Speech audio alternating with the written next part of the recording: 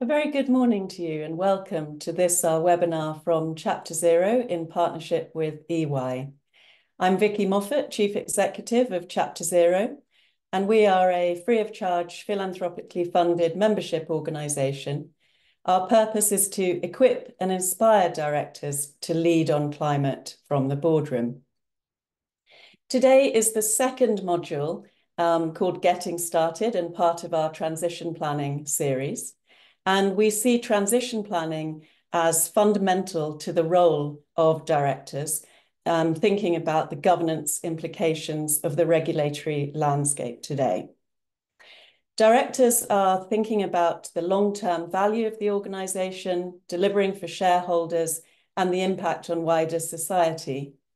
And I think what you will hear today is that transition planning is not just an exercise in compliance and regulatory necessity, but actually a long-term strategic project and opportunity for business growth and transformation.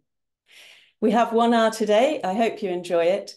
And I will now pass to Rebecca Farmer, partner at EY's Climate Change and Sustainability Services team. Thank you. Thank you very much, Vicky. I'd just first like to introduce myself and my colleagues to you. So if we could have the next slide, please. Thank you. I'm Rebecca Farmer, and I'm a partner together with David in our Climate Change and Sustainability Services team here in the UK, which is a 100-strong team supporting clients in their journey towards a just transition. My particular focus is on sustainability reporting and the assurance of sustainability reporting.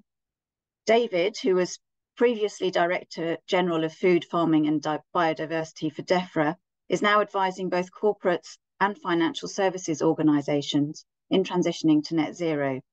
And James Hutchinson is a director in our law team here at EY, and his specialisms include corporate transformation, sustainability and corporate governance issues. So we all look forward to running this session with you and to taking questions afterwards. If we could move on, please. So what will we be covering this morning? So during our presentation, we will put the UK's Transition Planning Task Force work in the context of broader regulation. We'll think about the impact of transition planning from a legal, liability and corporate governance perspective. We'll also understand what assurance the auditors can give and think about how organisations can de-risk transition plans and make them a value creation rather than a compliance exercise. After our presentation, I'll be joined by Nilofer von Bismarck, Julie Carlisle and Tei Mkushi to discuss how they are seeing these issues translate into the boardroom. And there will then be an opportunity for questions and answers. So let's start by seeing how transition plans are being transcribed into different regulations across the globe. So starting with the TPT itself, and I apologise for the alphabet soup of acronyms, but it takes a very long time to pronounce all of these in their full. So starting with the TPT itself, the UK government is still consulting on how and when companies should disclose their transition plans. And this is working alongside their consultation on the use of the International Sustainability Standard Board's new reporting standards. So just last week, the ISSB announced that it had agreed with the TPT that the ISSB would take responsibility for the transition plan task force disclosures going forward. So those have now been wrapped up in the ISSB, and I would therefore expect that since the UK won't be releasing its own UK sustainability disclosure standards until Q1 2025, it's therefore likely that any changes won't be effective until at least 1 Jan 2026. That's not to say that the FCA, for example, won't encourage listed companies to make fuller disclosures about their transition plans, but that's the current expected timeline for incorporation into law. There are still transition disclosure requirements, though, albeit not in accordance with the TPT's work. So not to the level and, if you like, the gold standard that TPT represents.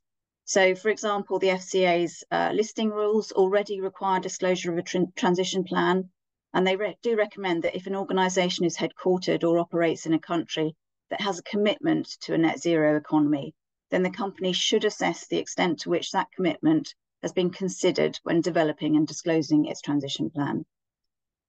Disclosure of transition plan is not explicit in the mandatory climate-related financial disclosures, which are required by the company's strategic report regulations, but a company's transition plan is likely to form a significant part of its risk mitigation activities, which should be disclosed. If we then turn to the ISSB, there is a requirement for a transition plan in the S1 climate standard.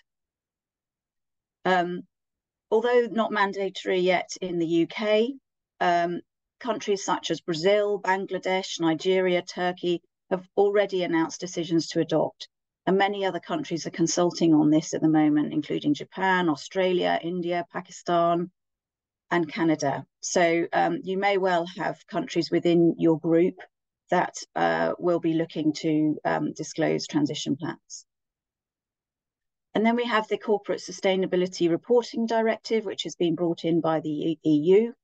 And if there are any companies or groups with securities listed in the EU, then they will be reporting on this from the 1st of January 2024.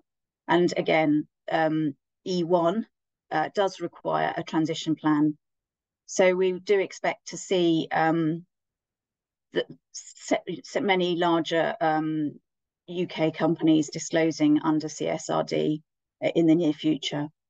And if none of your organisations are caught by CSRD, then watch out for the Corporate Sustainability Due Diligence Directive, which also requires a transition plan.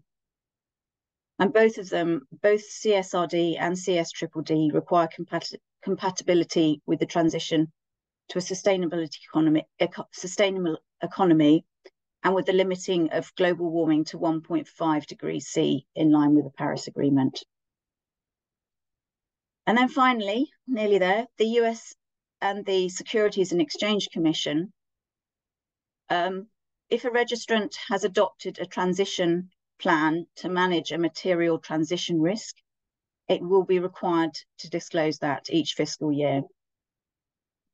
The transition plan needs to include quantitative and qualitative disclosure of material expenditures and the material impact on financial estimates and assumptions as a direct result of the transition plan.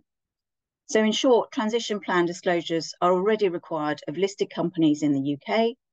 They will be required of many companies with interests in the EU as early as this year or next year, and for large accelerated filers in the US from the 1st of January 2025. And don't forget that your groups do need to keep up to date with all of the changing reporting requirements, because subsidiaries may be caught by in-country regulations. So if we move on to the next slide, before we dive into some of the legal aspects associated with the transition plan, I did want to highlight the key differences between TCFD, which you will all likely be familiar with as a requirement for UK reporters, and the requirements of TPT. So TCFD requires companies to disclose the climate-related risks and opportunities and to quantify their potential impact on your organisation. Importantly, it focuses on both physical and transition risks and how these have been incorporated into the organisation's strategy and risk management processes. Properly understanding and communicating the physical risks posed to your organisation, to supply chains, to the relevance of your products and services, if temperature rises do reach, say, 4 degrees, is really important part of the value narrative for transitioning to a net zero economy, as it's part of the business and investment case for change. TPT, on the other hand, is focused primarily on managing transition risks by requiring companies to provide far more detail on how they are managing their own decarbonisation, how they are increasing their resilience to the risks and opportunities that arise from the transition to a low emissions economy, and how they are contributing to an economy-wide transition, recognising that achieving net zero will require systemic change and interaction with industry, public sector, and society. So with that in mind, I'll hand over to James to talk about the benefits and some of the hazards of disclosing transition plans. Thank you, Rebecca. So before talking about the legal hazards of a transition plan, it's worth providing the wider context, the benefits. When the transition plan task force was set up, it had two clear objectives. The first was to drive transparency on sustainability risks and values so that stakeholders, particularly but not only financial institutions, could work out whether to engage with an organization. And the second objective was to drive actual change. So TCFD disclosures were becoming tick box in nature, and a transition plan is not about that. It's about developing a specific strategy for your organization and then translating that into a project plan. Disclosure of a transition plan means that an organization can realize shareholder value and gain a competitive advantage. It can respond to investor demands. It can then allocate capital better in order to meet those investor demands. And it can meet the ISSB and TCFD disclosure obligations and get ahead of the regulatory trends that Rebecca was just talking about. So if we turn to the next slide, yeah, thank you. Well, in particular, I'm thinking about this from a legal perspective. The primary danger is the potential liability of putting more information in the public domain, the so-called greenwashing risk, which is inherent, which is essentially a misrepresentation risk. In the UK, there's lots of reputational risk and potential causes of legal action. The slide points just to some of those regulations in the UK and elsewhere. But there is more and more legislation on a UK and international basis regulating green claims. I think the most recent example in the UK has been the new failure to prevent fraud offence, which is contained in the Economic Crime and Corporate Transparency Act 2023. It's yet to be commenced for relevant large organisations, but it could very easily capture the kind of green claims that we're talking about. And where is that litigation coming from? So as well as those causes of action, you then have stakeholders who are very keen to litigate with respect to sustainability risks more broadly. There are all sorts of claimants, pressure groups, governments, trade associations, and there are various consequences to such litigation. Some claims are just about seeking damages, but often the claims are seeking to change companies' or states' behaviors or about bringing alternative outcomes. So unsuccessful litigation can still result in pressure to change contractual relationships in your value chain, either terms of relationships or the relationship itself. So those are significant risks, and they carry potentially significant financial penalties and consequences, and certainly significant reputational risk. If we just move forward to the next slide. The risks are capable of being managed, and ultimately one should remember the bigger picture, namely a transition plan will help an organization mitigate those risks more effectively by moving that organization to having better governance arrangements, which in turn means better identification and verification of relevant data. And there are, of course, various ways to mitigate the risks of litigation. Transition plans are inherently living and breathing documents, and they require an iterative approach. And that allows for refinement at each iteration, particularly in terms of granularity, and that helps to mitigate the risk. But there are more specific mitigation strategies which can be adopted. For example, organizations should analyze where they're vulnerable to claims and from which classes of claimants. They should adopt appropriate legal disclaimers in their transition plan and in associated material. They should think about their governance arrangements. Transition plans require disclosure of governance approaches, and appropriate subsidiary governance arrangements need to be set up to monitor and report on progress. And contractual provisions in the value chain and contractual relationships themselves should also be assessed so as to bring them in line with the transition plan. So many of you as NEDs also need to consider your directors' duties and the wider legal framework which informs them. And in a UK context, there are two directors' duties I think we're most concerned about: the duty to exercise reasonable care, skill, and diligence, and the duty to promote the success of the company as a whole. So first, the reasonable care duty implies that directors are sufficiently aware of their disclosure obligations, which a transition plan addresses, which can be achieved through training, regular briefings, or effectiveness assessments. And that awareness is needed for you to challenge appropriately in order to hold management to account. The other director's duty to consider is your duty to promote the success of the company as a whole. And the question is, if your examples, if your organization isn't a B Corp and your primary purpose is in essence still a financial return for investors, are all your aims and forward-looking statements in the transition plan instrumental to achieving that end, or are they ends in themselves? In other words, distinct goals in parallel with the financial objective. And in that regard, dialogue with investors, having regard to the normal sensitivities of market sensitive information, but dialogue with investors is advisable, and in some circumstances, it could make sense to obtain shareholder approval. Indeed, the Transition Plan Task Force disclosure framework specifically asks the question as to whether or not a transition plan is subject to a shareholder vote. Companies have certainly gone down that route, and a shareholder vote can be advisory in nature and non-binding. That still helps with the Section 172 director's duties concern. And if the Transition Plan Task Force recommendation of a standalone report is followed, that would certainly help with obtaining an advisory vote on it. I think that different approaches could be adopted with respect to how often the transition plan goes back to shareholders and how to approach market updates on changes to it. Certainly at a subsidiary level in a group, shareholder approval of a transition plan can make sense, both because there can be a risk of a parent company assuming responsibility and liability for a subsidiary with respect to the transition plan, and that risk can in part be mitigated by subsidiaries taking ownership of the transition plan, and because local law concerns and directors' duties may have different emphasis on how sustainability concerns should be taken into account in decision-making processes by directors, albeit that most jurisdictions will allow for this notion of sustainability being instrumental to achieving a financial return.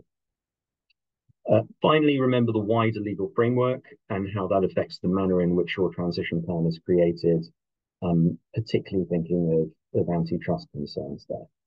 So in summary, first, transition plans are good for all the reasons mentioned and because sustainability commitments are not and should not be tick box in nature.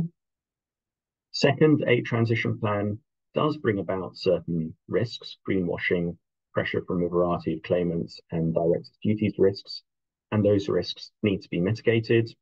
And third, you need to engage with your investor base and may need to obtain shareholder approvals.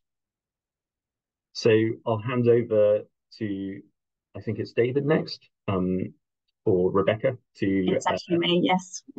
Thank you, James. Considerations of how your transition plan is assured. Thank you, James.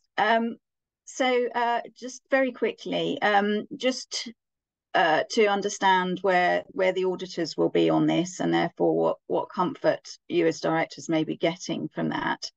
As far as your financial auditor is concerned, as for the work that they need to do towards the financial statements, in relation to transition plan disclosures, currently their only requirement is to comply with ISA 720, which is to read the information that is presented in the front half of the annual report and to identify whether the information is materially inconsistent with the financial statements or the auditor's knowledge obtained in the audit, or if it otherwise appears to be materially misstated. So they're not required to look at the transition plan in detail, or to really understand how it was, how it came to be, and whether it looks like a reasonable accomplishment for the organisation.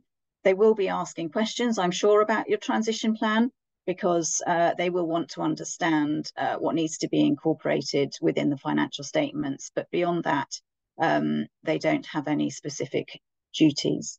The other way that you could get further comfort is to ask for an assurance statement under ISAE 3000, which can be either limited in nature or at a reasonable of a reasonable nature. So limited means that it's effectively a negative assurance. No matters have come to the attention of the assurer that causes them to believe that the subject matter hasn't been prepared in all material respects in accordance with the applicable criteria. So that's a negative assurance. And what they would assure against, it could be the transition pathway task force disclosure recommendations, so they could be used as the criteria to assure against. That's completely voluntary in the UK. Under the Corporate Sustainability Reporting Directive, limited assurance will be required, but that will only be to say that you have done a transition plan and probably to understand some of the tasks that have been incorporated within that, not to the full scale of the TPT. And then, of course, Scope 1 and Scope 2 emissions are starting to be required for assurance by some jurisdictions, including the CSRD, and with the SEC coming into that in 2029. Reasonable assurance is a much higher level of assurance. It's the type of assurance that is given on financial statements, basically saying that what has been presented is materially correct. And again, that's voluntary in the UK. The EU has indicated that it will be going in that direction. And the SEC had said that will be a requirement for emissions reporting in 2033. So that there are routes for obtaining assurance. Again, it will be whether those disclosures have been made in accordance with a particular framework. So not necessarily telling that you've applied all of the levers that you could apply, or but it is, if you're interested, it is worth exploring. And assurance could be given via a private statement rather than a public statement as well, whilst it is still voluntary. So do talk to your advisors if you're interested. So now I'll move on to David, who'll just talk us through how you make transition planning into a value creation exercise rather than this compliance exercise that it appears at first to be. Right, thank you, Rebecca, and good morning, everybody. So I'm going to start with a quote from Amanda Blank, who was the co-chair of the Transition Plan Task Force. And this says, it's easier to set the target, delivering it's hard and crucial. The plan is vital. So ideally, what would happen is companies would work out what it is they can do. They would then set their ambition and they would work to deliver it. What's actually happened is a lot of companies have set targets under the SBTI, Science-Based Targets Initiative. They have set ambitious targets, but they haven't had a sense of what they will do to achieve those targets. The plan is now the opportunity to make good on that ambition. So if we can move on to the next slide, and this will look familiar to many of you, I just want to highlight what are the key features of a good transition plan. So this is the disclosure framework from the Transition Plan Task Force. First thing I would highlight is that a good plan is not just a line on a graph. It's not a waterfall chart of all the things that a company could do. It is a set of well-defined actions with quantified impacts with costs. So that's the first thing. And then really important that the context for transition planning is often highly uncertain, and that uncertainty needs to be characterized. And it's got to be characterized in terms of dependencies. And those dependencies will often relate to supply chains, often relate to government policy, which is absolutely key here for competitive industries. And they have to as well translate through to risks associated with plan implementation. So there's a set of things about ambition and action. The ambition is there, I think, in targets that have been set. The action, as I say, needs to be very clear, needs to be quantified, needs to be costed, and the dependencies need to be very clear. Second thing is, in order to implement a plan, it's got to have full buy-in, and it's got to have full buy-in internally and externally. So it can't be a side gig that is a plan on a piece of paper owned by the chief sustainability officer and their team, for example. It's got to be a joint enterprise of finance, sustainability, and operations. It's got to have full board buy-in, and it's got to be socialized through the company, both internally and externally as well. So that's the engagement piece we're getting into there. Governance is really important. So if you're going to have a plan that is successfully implemented, governance is key. And we are talking about, you need a decision-making body, you need clear roles and responsibilities, you need very good management information, and you need clear metrics and targets and milestones along the way to be able to judge, are you on track with that plan implementation? So it's all of those elements have to be in place to make this more than a line on a graph, a waterfall chart, a plan on a page, but something that is key to commercial strategy and future prosperity of the company in a changing world. The last slide, if we can, so I'm just going to finish, and we started with this at the beginning, but this is not about regulatory compliance. I think if people approach it as a compliance exercise, we've failed. There is a value opportunity and very good transition planning, which, as I say, should be part of the commercial strategy of all companies in this world that we are going into. So why is it value creating? There is revenue upside. So consumers and customers increasingly are looking at the carbon footprint of the products that they are buying and the services that they are buying. And that's only going to increase. It's not really in the middle of the cost of living crisis translating into buyer behavior at scale, but we think that will happen over the next 5 and 10 years. So really important to be able to capitalize on that. Cost optimization. So as you start to look again at your business, at your supply chains, there are opportunities for cost reductions. Now, those might be pure cost reductions of energy efficiency improvement, for example, cutting out unnecessary but expensive travel, are things that might come out of a transition planning exercise.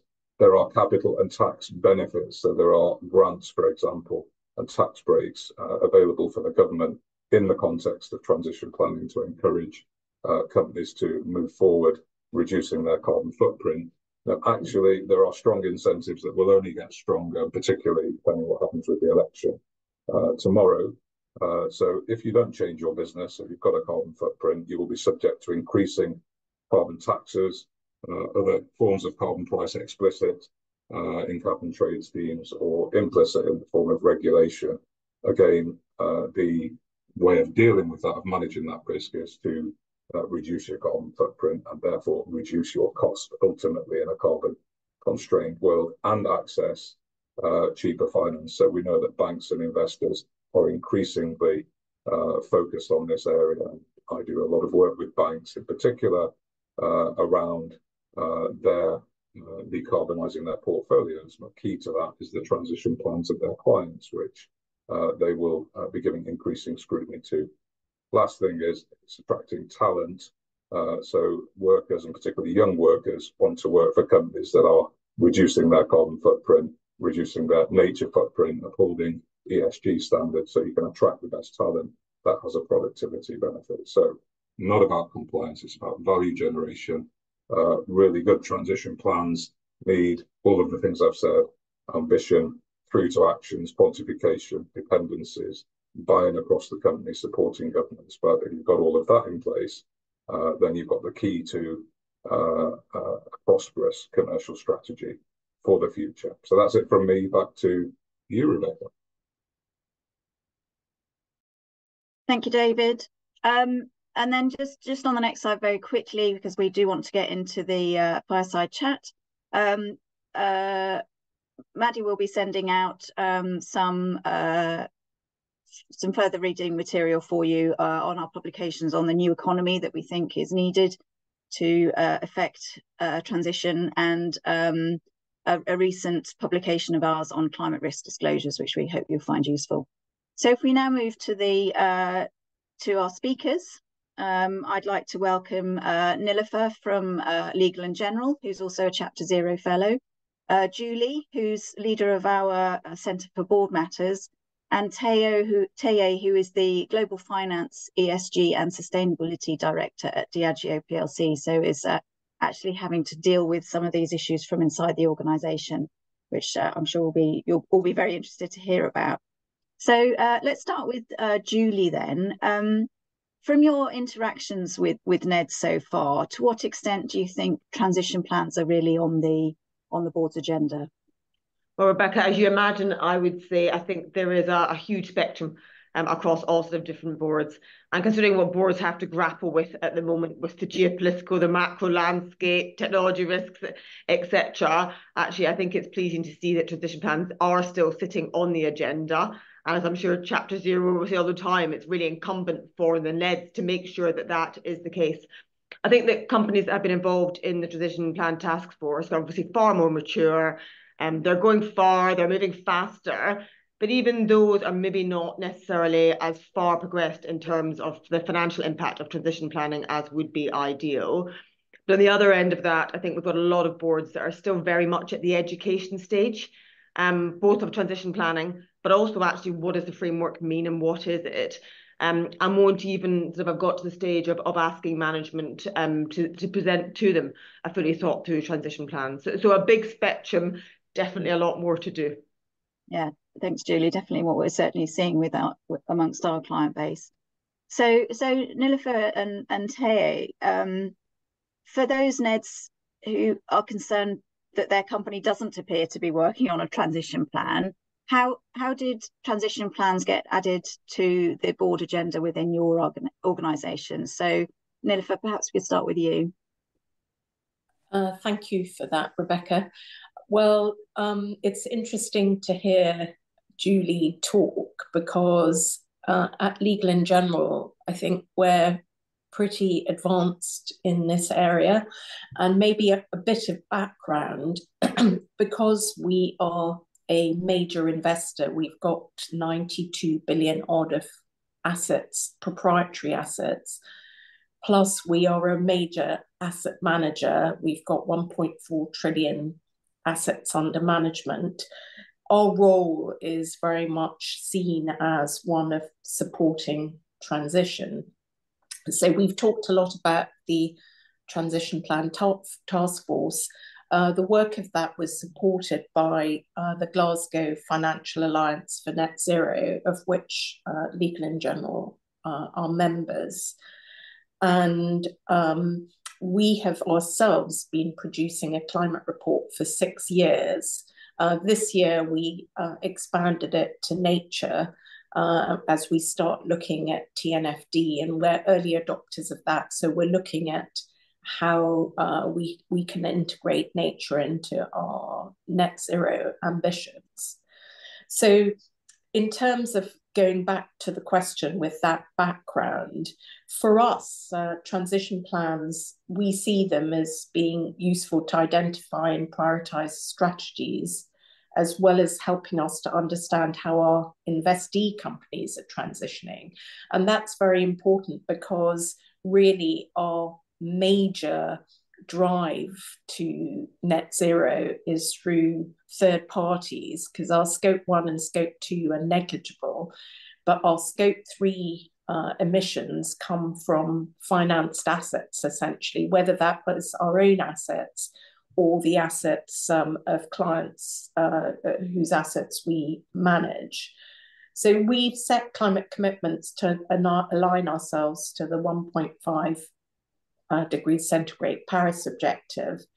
But I think the important thing for us is addressing climate change is also one of our strategic growth drivers. So going back to what David was saying, and our plan provides details on how we aim to achieve these. So it's very much a sort of organisation-driven thing. And we put our transition plan to shareholders in 2023. We got 90% support, over 90% support for our plan, and it's going to be a dynamic and responsive plan, and we'll bring it back to shareholders in another 2 years or earlier if things are changing very significantly.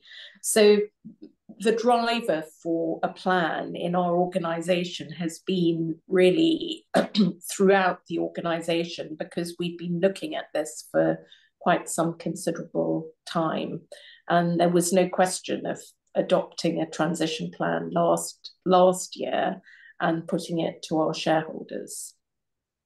Thank you, Nilufer, and very interesting to hear that again, and important that actually some of this is driven by your value chain as well, so that you need to keep up with the needs of your broader stakeholders. And Terry, is that a similar experience at Diageo? Let me start first by saying, look, we really welcome the transition plan framework. I think it gives us focus. It helps to harmonize, I guess, the way players across our industry report, so things could be more comparable. For us at Diageo, I think we started on somewhat of a journey on this in 2020 when we launched our Spirit of Progress objectives and targets, which had full buy-in and sponsorship from our CEO and executive members, and included targets that were addressing not only carbon, but water and regenerative agriculture. So I think we've had some elements of the transition plan framework kind of grown organically, perhaps before it was called the TPT. But I think what it's helping us to do is kind of have like a standard and a benchmark against which, we measure ourselves. And I think we have been engaging with our board right from the beginning in terms of how we set the targets and what the targets were. We've been disclosing to our shareholders annually in the annual report in terms of our progress against those targets. And, in some cases, those targets actually included in long-term incentive plans for our senior executives. So really building that culture, building that cross-functional kind of collaboration and accountability as well. But I think, we will continue to build capability, reach out to experts. And I think it's an iterative process for us. So, we did a materiality assessment right at the beginning when we started. We will refresh that. And also we'll continue to iterate on what we initially called our net zero strategy to become our transition plan. Thanks, Terry. And it sounds as in the way that you're both speaking, that this is very much seen as a value creation exercise within the organisation. But did it start like that?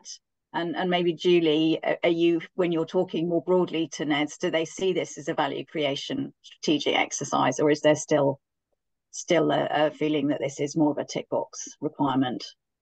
And I guess, Rebecca, that there is a piece of both. I think all boards will think especially in the longer term view, that there's a realization that this is a value creation exercise. Clearly, some organizations are ahead of others and actually sort of nailing down what that value creation actually is. And I think realistically, it also depends on what industry you're in and what business you're in, actually how you can tie that to tangible value creation, rather than sort of the sort of overall theory of it. I think in the short term, there's maybe some people thinking about the compliance piece, whether it's trying to ensure they've got the highest CDP score they can get to, or actually they're going to comply with CSRD, which we know a lot of people are grappling with at the moment. So that there's probably a short term, we need to do that for the compliance perspective. And I suppose the risk, and other people here will know better than me, but the risk is that it does become the tick box exercise. Then actually, the opportunity when thinking about how of having all of the organisation involved just won't happen if it's seen as a tick box exercise. And I know David mentioned one of the the co-chairs of the TPT. I think there's a great quote from Kate Levitt, who I think is the other co-chair, saying transition plans should facilitate new and difficult discussions which result in a meaningful and potential significant change to core business strategy. And clearly, if you have just a compliance exercise, those difficult discussions won't happen, and that change to business strategy won't happen. So I think there's a bit of both, but there's definitely some positive focus on the value creation as well. Yeah, there's a definite danger if it's a compliance exercise of it being very siloed in nature. And Nilüfer and Teo, is that a journey that your businesses have been through, or was it just seen as strategic from the get-go? I would say it's been strategic for us. As I mentioned, I think long before, I think it was being formalized with the various acronyms that you kind of called up on the earlier slide, Rebecca. We saw value in it because we're working in a consumer goods business. Our consumers are making choices based on what they feel, I think, is not just beneficial for them today now, but also for the long term and for the planet that we live in. So I think it was the right thing to start a journey on. And, as time has evolved, business cases that in the beginning we might have thought, okay, we're doing this for the sake of the consumer. But actually, in reality, when you've seen what's happened to energy prices, etc., they've really paid out, right? To electrify or to use biomass, etc. So we are seeing value from it. It doesn't change the fact that, to Julie's point, these are really complex issues and difficult to solve. And we started by focusing first on, I guess, lower hanging fruit and our direct operations, right? Things that are within our sphere of control. But I think over time, we are going to be advocating for more and more system-wide changes, because I don't think any one corporation can kind of lift the bar in a systemic way that is required. So I think a lot of collaboration inside the corporation and outside corporations are going to be required. Really important. Sorry, go on. Well, I was just going to say I entirely agree with that collaboration, but also government collaboration and policy collaboration. I think it's up to all of us to engage at that level too, for the necessary changes at national level to enable a good transition. And it's important, I think, that as Diageo seems to be doing, that the planning should align business strategy with net zero. And for us, what does that mean? That means investing. So we have the opportunity to put our money into the technologies that are necessary to allow for a net zero world, whether that's ground source heat pumps where we're invested, where it's solar panels. We found a company that is developing a green cement.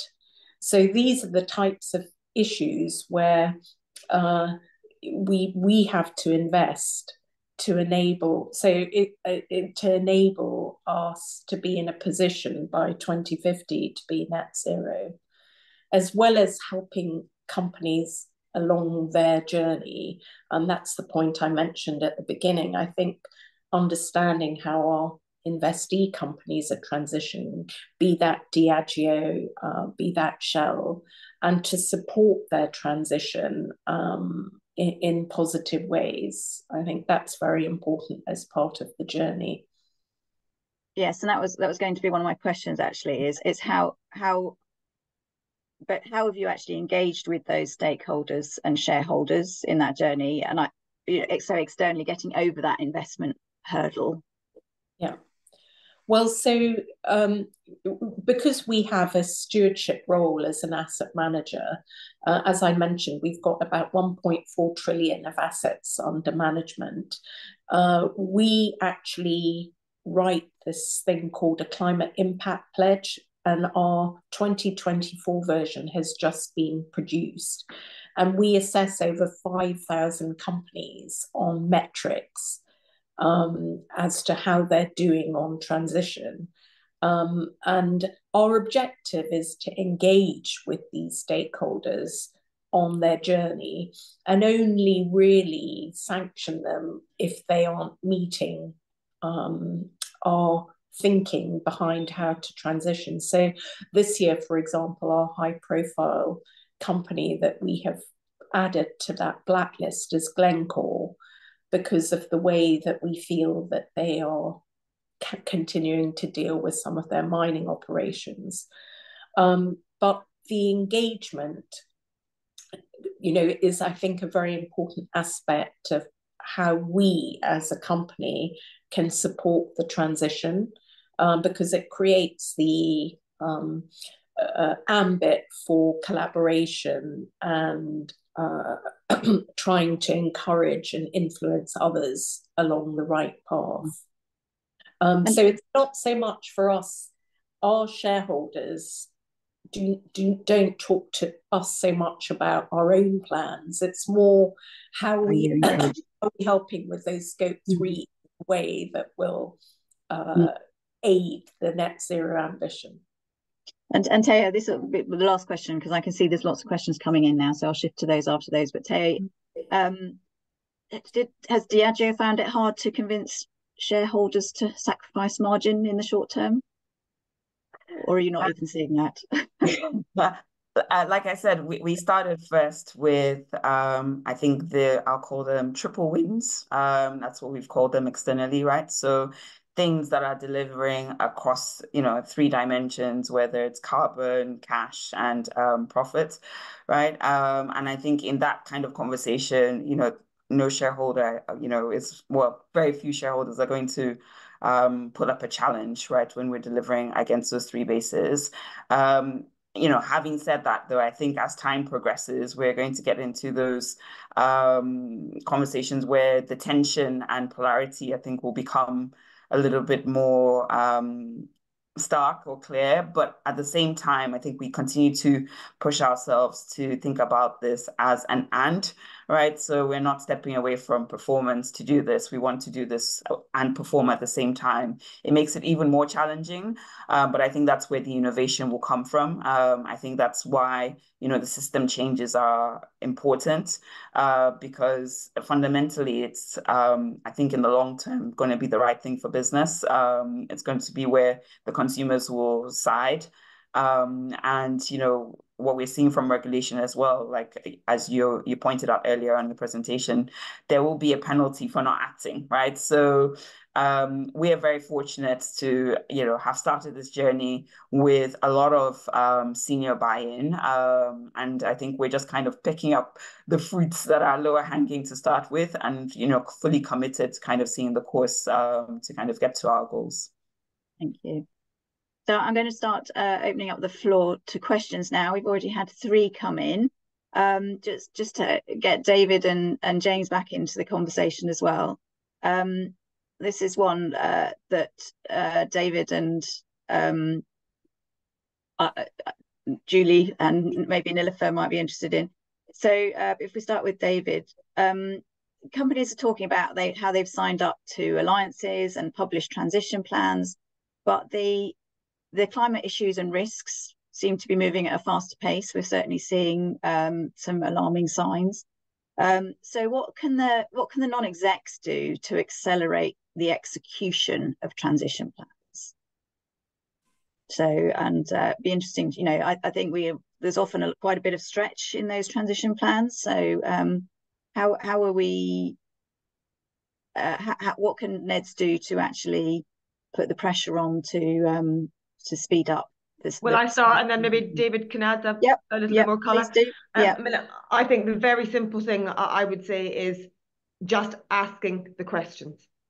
So asking management, where are we on our transition plan? How are we monitoring it, etc. I think the continuous asking of the questions when management are dealing with their day-to-day, where the performance of the business is, especially in the current climate, as I mentioned right up front. I think forcing people to raise the gaze and keep this very much front of mind would just be a very simple one for me. Never hurts to ask the question. Thanks, David. Yeah, no, I would agree with that. Look, there's an urgency to act. I think the situation is lots of companies, as I said, have got targets that are a bit stuck in what to do. And it's difficult in a highly competitive context to undertake actions which are going to raise costs and undermine competitive positions in the short term. So that is why companies are stuck. I think ask the question. The urgency is to get on with stuff. It doesn't mean everything needs to be done tomorrow. I think that's a trap that people fall in. Particularly in the context of SBTI. So what you need is, you ask the question, but the question should be, have we got a golden thread that goes from the global pathway, consistent with 1.5 degrees, to a national pathway, to a sectoral pathway within which the company operates, and then a company plan that is consistent with that sectoral pathway. If you can say yes to that question, then the focus should be implementing that pathway. Some things will be done sooner than others. Cheaper things where technologies are ready, that are easier to implement, should be done first. More difficult things where technology needs to be developed, where costs have to come down, should come later. So that would be my answer, Rebecca. Thank you. I'd add to that, yes, a transition plan is iterative in nature. So don't be afraid of trying to get that first iteration out. And the other aspect to think about is just setting up that sort of internal governance, the working groups, the responsible persons who are accountable, so that you can start to engage with your internal and external stakeholders to get the ball rolling. Can I add to that? I think the really key thing is, and I think this is coming through, is not to treat it as a siloed issue. So when you're looking as non-execs at your business plan, for example, you're looking at a 5-year plan for how you're going to spend money, where you're going to find your growth. Integrated into that must be climate. So, and that is what it's going to do to your assets and what the investments are that you should be making. And that's the starting proposition for how you're going to address this issue. So it has to be integrated and become part of your business as usual. That's where the question should start. It's not on the individual, can we do this or can we do that? That's like the second order of how you're going to implement something that is part of your plan. And I think the important thing is everybody will be setting these targets at 2050. And the unusual thing about that for companies is there's nothing in a company's forecasting. If you do a profit forecast, you might do one year out. There's nothing that companies do that has quite such a forward-looking aspect to it. It's partly what James has touched on the liability side, and it's reliant on so many other external factors. But therefore, when you're doing that, I think the interim milestones are really important. So the near-term things. And when you're asking the questions, when you're looking, okay, by 2050, we want net zero, but what do we want by 2025? What do we want by 2026? Those are the things that will get you to the end point, much more than the goal, if you like. And then Tez already mentioned, of course, incentivization should all be linked to those short-term goals rather than the 2050. So, there's a real imperative to reach those goals. That's really helpful. Thank you, Nilufer. And we've got an interesting question come in on how charities can effectively leverage best practice. Particularly, there's a sense that they're under greater cost constraints, perhaps more than corporates or financial services. Large and Diageo, TA, I apologize. I know you work with charities, so would you like to answer that one? Sure. And before I do that, just to kind of echo Nilufer's point, just in terms of integrating the planning into something that's near term. This year, we've even gone as far as like this quarter, etc., just to kind of make it really tangible. It's so important, and I think that's what makes it real for employees that have to deliver in various corporations. So now switching hats a little bit, I know charities come in different, shapes and sizes. I can only speak from, my perspectives being part of the finance committee of Cancer Research UK. But hopefully this might be helpful for the person that asked the question. So I think what we are quite conscious of at Cancer Research UK is the treasury choices that we make, right? So a little bit similar to what Nilufer was mentioning in terms of where we investing the cash that is surplus in, and we're very thoughtful about not putting that against, funds that are investing in tobacco, because that's kind of counter, the ethos of the charity. But also, when we're looking at the role that charities can play in that direction, different charities might have something to offer in terms of the engagement that they do with their employees on the choices that they're making about their pensions, which I think sometimes, employees might not be necessarily as thoughtful or intentional about, but really kind of putting more information in the hands of employees so that we get this capital flow that is happening gradually, but gets accelerated where there is capital. And cancer research case, our scope 1, scope 2 is quite small relative to scope 3, but still, I think doing what you can on the direct operations first, I think, is also important as well. Thank you, Teo. And we're getting close to wrap up time. So very quickly to Nilufer and Teo, I'm very interested to know, one of the questions that's come in is, did you need to employ experts to help shape the transition plan, or were you able to do that entirely from within? Shall I go? Yeah. Well, we're very lucky because I've mentioned our stewardship team at Legal and General Asset Management. So we had a fair degree of expertise within our organisation. And we do have, because of the scale of what I've mentioned, we do have a team that's working on both nature and climate. We've got two sides of that. We've got the investment side, the people that are making the green investments, but we've got also the assessing side that's looking at how we are doing as a company. And what experts, well, we've had external assurance already. Rebecca, you talked about that, from auditors on scope 1 and scope 2 and part of scope 3. And the other expertise that we brought in is, which I'm sure most companies are now looking at, and I do encourage, is getting our targets assessed by the Science-Based Targets Initiative. David mentioned that, but it's a good third-party assurance for the goals that you're setting and how you're setting them and what exclusions.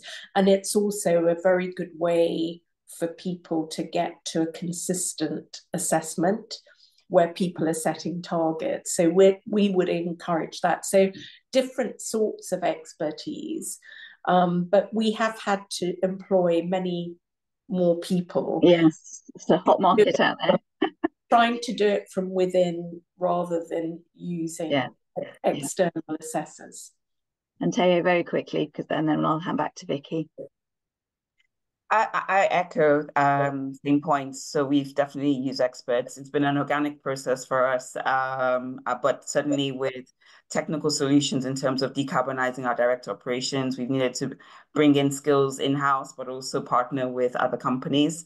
When we get to, I guess, the reporting and assurance side, it would be remiss not to mention that we worked with you, Rebecca. So I think it's really something that is a collaborative effort. And, we're not shy about pulling that expertise where the expertise can be found, because, we're focused on the outcome and getting there as, quickly and efficiently as we can. Thank you. And I think the point made earlier as well, just about working with many other actors across the system is really important, and sharing learnings. So thank you very much. That's been a really good conversation. So thank you very much for all your responses. Really enjoyed talking to you. Thank you, Vicky. Would you like to just close up for us? Thank you very much. What a fascinating discussion, and we're delighted to be working with EY, and thank you to our brilliant speakers, and we're very lucky to have Nilufer as a Chapter Zero Fellow as well. Just 2 minutes very quickly. I think in terms of the discussion, it was fascinating to hear that climate is a strategic growth driver at Legal and General, with 90% support from shareholders. I loved the carbon cash profit axis at Diageo. And I think what we heard is that the language around a positive transition is very encouraging. And actually, Nilufer's point about policy collaboration, very topical with the election tomorrow. So a point well made. Just would like to highlight at Chapter 0, we have a transition planning toolkit, which has been created for non-executive directors to help you think about the governance implications of transition planning. You can look at that on our website. It includes a briefing, a scorecard, a compass that talks about the implications for the different committees, and then the barriers and enablers. So we hope that's useful to you, and you can use that today. We would also welcome you to the next in our transition planning series in September, which will look at strategic ambition, a very important part of the whole transition planning framework. We welcome new members today to Chapter 0.